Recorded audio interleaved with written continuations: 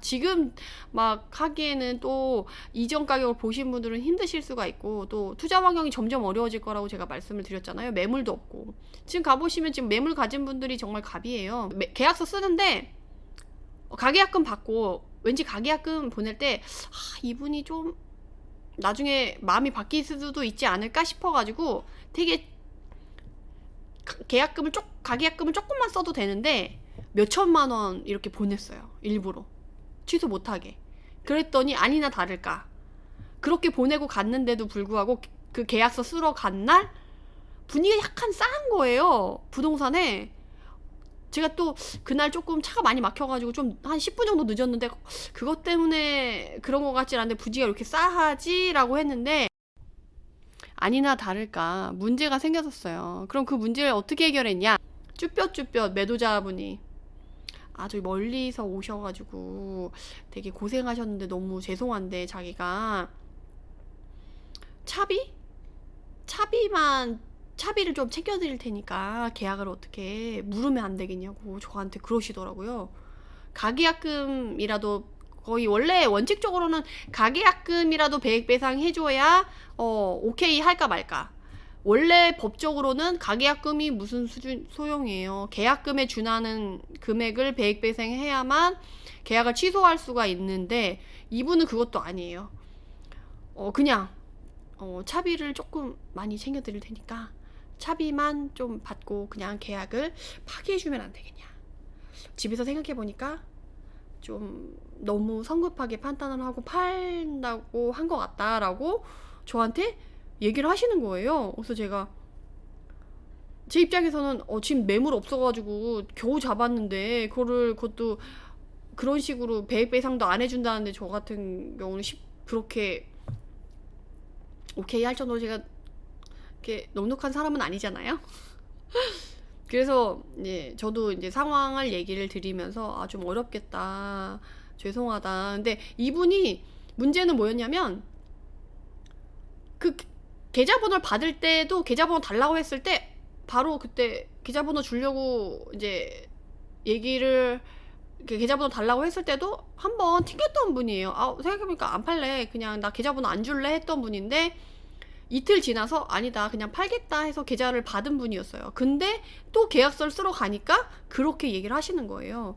아마 이런 상황이 하반기 되면 더 심해질 거예요. 그래서 여러분들이 제가 꿀팁을 하나 드리자면, 절대가가 낮은 물건일지라도 계약금 자체가 그렇게 크지 않은 물건이라도 계약금 자체에 준하는 가계약금을 보내세요.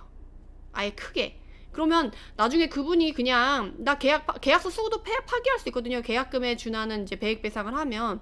그러면 그 배액 배상을 받는 그 계약금만이라도 수익이 생기잖아요. 그건 양도세 뭐 이것도 없어요.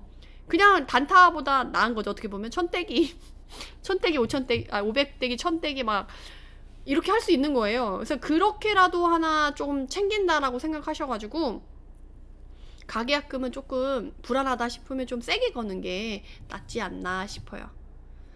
앞으로 인구가 준다는데 학세권 초품화 필요할 거예요. 주변에 아이들이 줄어드는 것 같아요.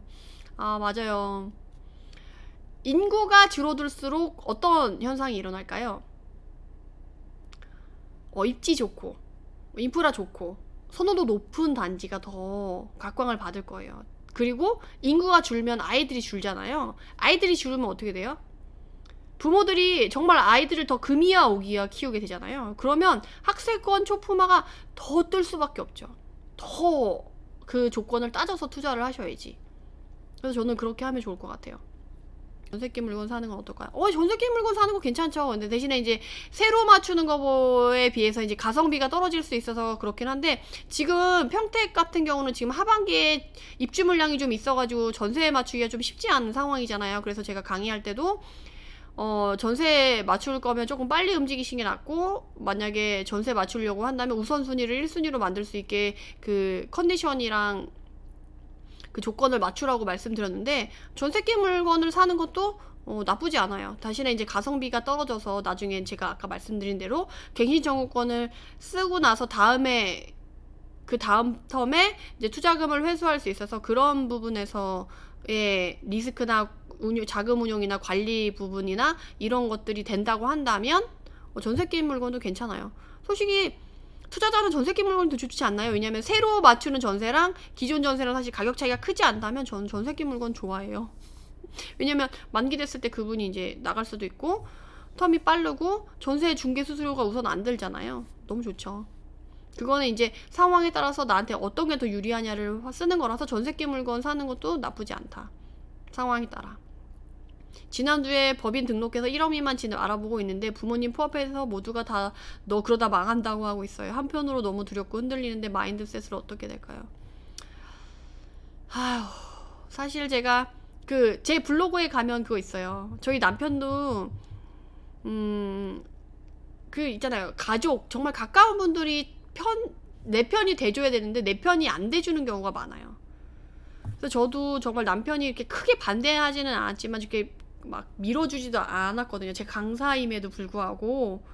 근데 그거를 넘어서는데 5년이 걸렸어요. 근데 그거는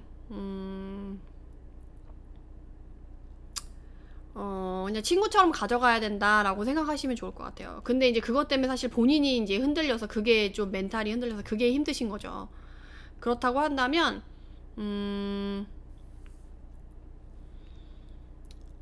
제가 했던 방법이 아까 말씀드린 대로 계속 이제 필사를 하면서 하고 주변에 사람들 있잖아요. 그런 사람들이랑 얘기를 많이 나누세요. 저도 처음에 사실 시작할 때 부모님이 엄청 반대를 했고요. 저는 뭐 투자한다고 보험회사까지 그만뒀으니까 뭐 부모님들이 난리가 났었죠. 그리고 남편도 저한테 100만 번 물어봤었어요. 너 괜찮겠냐? 괜찮겠냐? 지금도 뭐 이렇게 큰 거 사려고 하면 괜찮을까? 항상 그 부담이 있어요. 근데 그거는 그냥 투자자한테 그거는 친구다라고 생각하시고 그것에 마인드셋이 힘드시면 자기계발서 있잖아요. 제가 알려드리는 이제 레버리지라던가 뭐 부의 인문학이라던가 보도 셰퍼의 돈, 제가 이런 거 꼭 걔네는 꼭 껴서 말씀드리는 편이거든요. 그리고 또 제가 또 추천해드리고 싶은 책이 하나 있었는데 갑자기 또 제목이 생각이 안 나네요. 그러니까 그런 거를 계속 반복해서 읽으세요. 그러면 이제 거기에 나오는 부자 마인드가 장착이 되면서 조금 덜 흔들리고 내가 잘 가고 있다고 다독다독 할 수가 있어요. 그리고 투자를 하면서 경험을 쌓게 되면 그 불안이 점점 줄어들어요. 그래서 걱정만 하고 있으면 그게 줄지 않아요. 그래서 경험을 하시고 그거를 실제화 시켜야지 점점 불안이 줄어든다. 그래서 저도 처음 투자를 할 때, 두 번째 투자를 할 때, 그리고 서울에 입성할 때 가격대 높은 걸, 그러니까 처음에 투자를 할 때는 1, 2억대만 하잖아요. 그 다음에 이제 3억대, 4억대, 5억대, 뭐 7억대, 뭐 8억대, 뭐 10억대 이렇게 가는데 처음부터 1억대 할 때도 막 마음이 흔들리고 그 다음에 뭐 3억대 하려고 해도 마음이 두렵고 불안하고 주변에서는 저는 서울 입성할 때 저희 집 자가 팔고 들어갔거든요. 그 남편이 우리 길거리 나왔는 거 아니냐 100만 번 물어봤어요. 100만 번. 나도 불안한데 주변에서 막 더 너 망하는 거 아니야? 우리 이러다 길거리 나왔는 거 아니야? 우리 애들은 어떡하냐? 이렇게 물어보면 솔직히 저도 마음이 많이 불안하고 되게 힘들었었는데 그거는 본인이 이제 잘 이렇게 하셔야 되는 것 같아요. 근데 나중엔 결국에는 내가 너무 자랑스럽다. 다행이다. 내가 그걸 버틴 스스로가 너무 다행이다. 라고 생각할 정도로 스스로한테 이제 잘했어 막 이렇게 되니까 조금만 힘내세요. 지금 뭐 코로나 끝나고 인플레이션 오고 지금 투자 안 하면 뭐 양극화 더 심해지고 이거는 사실 진실이지 않나요? 뭐 아니라고 하는 분들도 계시겠지만 이제 뭐 경제를 웬만큼 아는 뭐 글로벌 세계 경제뿐만이 아니라 우리나라 경제의 흐름 이런 거를 조금만 공부를 해도 이미 답은 나와 있잖아요. 그래서 당연한 거라고 생각하시고 필수다라고 생각하시고 준비하시는 과정으로 하시면 좋을 것 같아요.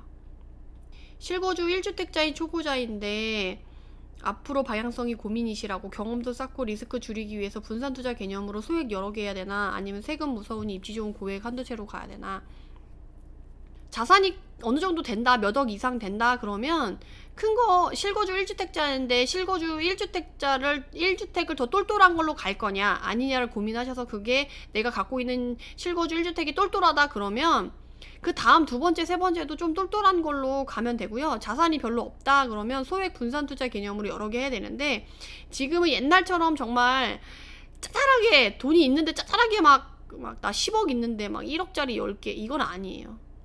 그리고 난 뭐 1억 있는데 뭐 500만 원짜리 막 10개, 20개 이건 아니에요. 만약에 나눈다고 한다면 내가 1억이 있다.